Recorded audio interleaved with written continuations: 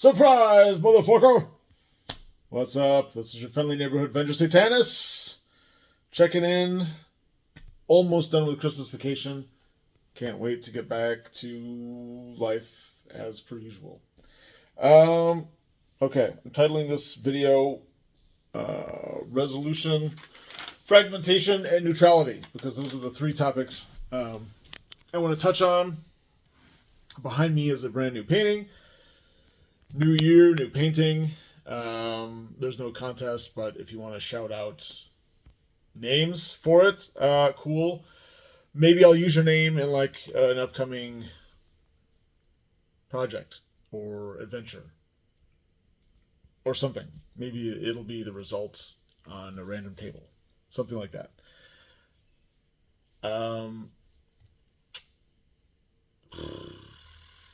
I think I was going to say something there, and of course I totally forgot it. Anyway, so let's get to it. So, one of my resolutions for this year, 2023, is to play more in-person role-playing sessions. Face-to-face with other people, locally.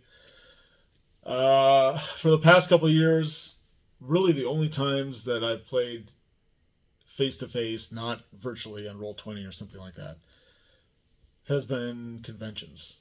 I did one or two one-shots maybe a couple years back. I don't know. Maybe it was just before the pandemic. It's been a while.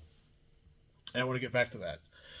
And I also want to go towards like a living campaign rather than just a series of one-shots, which I've been almost exclusively focusing on the past, 4 or 5 years. However long Schultz has been around, since 2018, something like that. So that's, and I'm doing that. I contacted a relatively new pizza place in my neck of the woods, and they have a meeting room. And I asked if they'd be interested in us coming in and playing Dungeons and Dragons, and they said yeah. And so I confirmed a couple dates for January, and so that's what we're gonna do. Just need to find the people.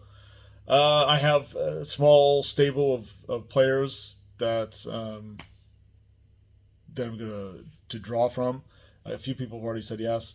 But I would really love to find new people, new players, people that are maybe living right down the block or the other side of the city or the next city over or suburb or whatever. That's already interested in it's already playing Dungeons and Dragons or already interested in it. And when I say D&D or Dungeons and Dragons, I mean my version. And that kind of gets into my next topic, which is fragmentation.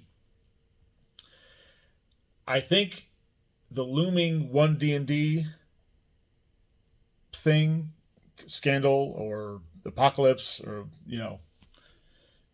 edition, whatever you want to call it, I think that is going to usher in, I hope, an age where it's not all centralized around Wizards of the Coast and Hasbro and official D&D. I would like to see a decentralization. I would like to see every table and every game master just doing their own thing. And because when you go from table to table, you shouldn't have a standardized version of the game you're playing. Every game master's D&D or campaign shouldn't look just exactly like the next table's. That's ludicrous. I mean, it's just like assembly line, factory. Well, it just comes with commercialization. That's like McDonald's. There's a standard. Every cheeseburger has to look like exactly alike. And I think that's partly responsible for just the death of the artistry and the I don't know, the passion and the heart that used to go into the hobby, and now instead of hobbyists, you get consumerists. Consumers just like sucking up whatever is given to them, and there's very little thought or imagination um, or ownership of their game and their campaign.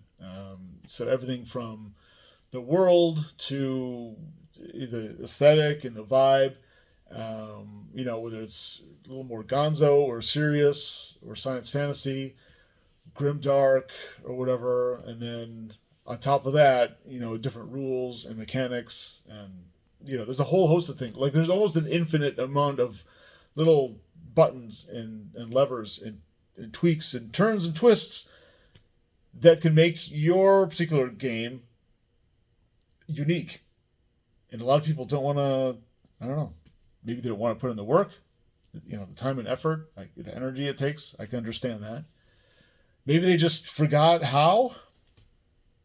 The new crowd of D&D fans, a lot of the old timers and the grognards and the OSR, a lot of us are on the outside looking in, which is fine for us because we're doing our own thing, our own way, and making our own games, which are pretty fantastic. But not a lot of people on the inside of that bubble come to us and reach out and ask us how to make their games better. It's too bad, but it's true, and that would be one. There's unlimited amount of ways to make your game feel like your game, not like a cookie cutter representation of what corporate D&D wants your campaign to look like. And I think that decentralization or that fragmentation, I think this era is ripe for that. And I hope that that's something that comes out of the people that divest from one D&D and want to go their own way. Because when I see myself, because when I was telling people about this game that I want to run, I have to keep reminding myself that people that hear the words D&D or they see it written down, they have a certain preconception in mind. And I have to let them know that my D&D isn't like the standardized D&D you get down the block or at your friendly local game store. My D&D is, in some ways radically different than the standard D&D from wherever. It's use theater of the mind, sparingly the rule of cool. A lot of stuff is kind of sandbox. What else? The content, generally speaking, is more mature. If I have younger players or whatever, or if I feel like it that day, or just based on who's playing, I can totally tone it down and make it PG if I want. But I like to have a space where adults can role play as adults if they want, and not feel like they have to bring it down to like a 14-year-old level,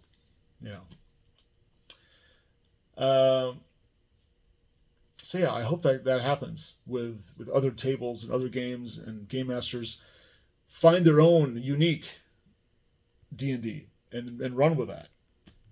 Because I do that, and I think that's one of the things that makes role-playing games wonderful, is that no two worlds are exactly alike. In fact, I would say no two Chalts should be or would be alike, just because of the way the campaign world is set up. Chalt is set up to be non-standard and decentralized. The people, like the people on Kiwi farms or other places where they disparage Chalt, they probably don't realize that it's vague in certain places, and it gives you options, so you can like do what you want with the setting and create what you want and make it yours. Not really in the empire of the Yasun or whatever it is, Yellow City, something. Not like that, where like every aspect is like a D8 or D6 table or something, and it's all like, roll and see, is this more desert? Is this jungle? But it's just kind of a loose, free flowing.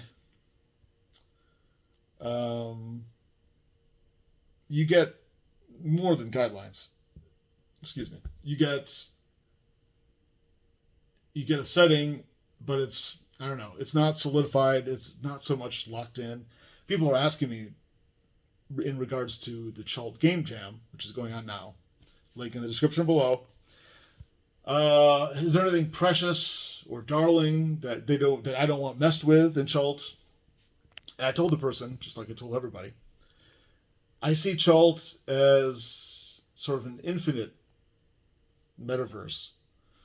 There are infinite Chults, and one version of Chult is obviously separate from another, and the one after that. And so you can do whatever you want with your Chult, in whatever product you're creating, and whatever way you want to run it. So you don't have to worry about it being something like Greyhawk, where the general consensus is that there's just one of it. And whatever you do, if it messes too far or goes beyond canon, then you could screw it up, I guess. I mean, I've run Chult. The number of Chult sessions I've run, it's got to be over 100 by now. And probably in a dozen different sessions, the world has either blown up or been destroyed or ruined, or there's some sort of apocalypse, like another apocalypse or Holocaust or something like that, where it's just, Chult is utterly changed, or it's no more. Perhaps the whole universe is gone. And, I like that about it. I think that's the way it should be. So I encourage people to do whatever they want. Lastly, the Troll Lord Games controversy or non-traversy. There's a lot of people bitching and whining, complaining. The usual suspects. I'm glad to see that Troll Lord Games is being politically neutral, and I don't know. I support that, and I support any role-playing game company that wants to stay out of it, or that just wants to eschew the whole woke social justice nonsense. I'm not going to deep dive into that, but I just support everybody who wants to stay the hell out of it. Me being an independent, there's a little more leeway because I don't really care. At the end of the day, if people support me or don't support me, if people buy my products or don't buy my products, I will be fine. Either way. And so if they don't want to buy, Chult or whatever because of some sort of political stance or something I posted on social media, that's fine with me. Sorry to see you go, but, it is what it is. I'm not going to silence or censor myself just to please, a few vocal activists that have already decided that they hate me and they hate whatever I stand for or whatever immutable characteristics I have. Those are the haters, and I feel like those are the racists. Those are the bigots. If they want to come after me, just like they come after a lot of other people, then that's what they're going to do. We can call it out, and we can shine a light on the assholery or the hypocrisy or just shitty behavior, but we're not gonna, we're not gonna knock on their door, and we're not gonna like attack them physically, and we're not gonna back down. We're gonna, a lot of us at least, aren't gonna pussyfoot around social media, walk on eggshells just so we don't maybe shatter someone's delicate ego or idea of what games as art or political activism should be. We're just going to do what we want to do, the way we want to do it, and if they don't like it, then, hit the road, Jack. Fuck them if they can't take a joke. Okay, I think that's it for now. If there's something you want to see in another video, let me know. Hopefully I can keep up the New Year's resolution and keep playing games in person, face-to-face, live. That's the way it should be, the way it ought to be. And I hope to continue that, and I'll let you know how those sessions go. Still looking for players, so if you're in the south central Wisconsin area, hit me up, let me know, and I'll invite you to the game. We can eat pizza and have some soda. They have beer too, so maybe have a couple beers while you're playing. And